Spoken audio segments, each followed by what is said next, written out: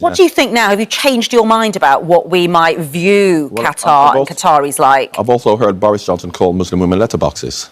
So how are we viewed?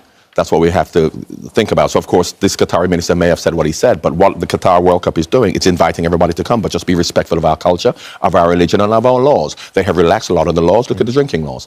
You can drink, but the fact that you now can't drink in a stadium for 90 minutes, we're trying to beat them with a stick. As much as they've relaxed those drinking laws, can we not do without alcohol for 90 minutes? It turns out you can drink if you're very rich and you're in a corporate hospitality box, but not if you're those Welsh fans who are out in their fan zone this morning. To be honest with you, it's a bit similar when you go to a lot of the Premier League matches, whereby they can't afford to be drinking, but in the corporate boxes at some clubs they can. And secondly, you look at situations like, for example, the Crusader debate as to whether the outfits. And if you know that the way that Crusaders are viewed in that part of the world, it's very similar if somebody was going to come to a football match and wear a Nazi uniform. Do you think, though, John, I mean, because the expectation, the hope is that by spreading football to all the different corners of the world, you grow the game. That's the reason they've got it there.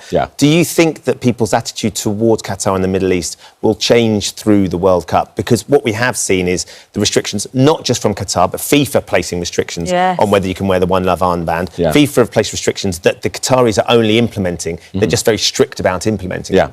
Do you think that is going to change people's perspective? Football can't change people's perspective. Life changes your perspective. Is football changing perspective here because the players took a knee? No. You have to look at it from an institutional point of view, from a societal point of view, from a moral, intellectual point of view, from a colonial point of view in terms of what we believe and others believe. But I believe that if you go to somebody's country, we're saying the same thing for people who come here who may not believe in our laws or believe that they're right, they have to respect our laws while they're here. So if we don't want to respect their laws, do not go. If footballers don't feel or they feel they want to do something, be it an armband, be it outspoken and they're not allowed to, make a stand and say, I'm not going because I really believe in this. But they really don't. Well, you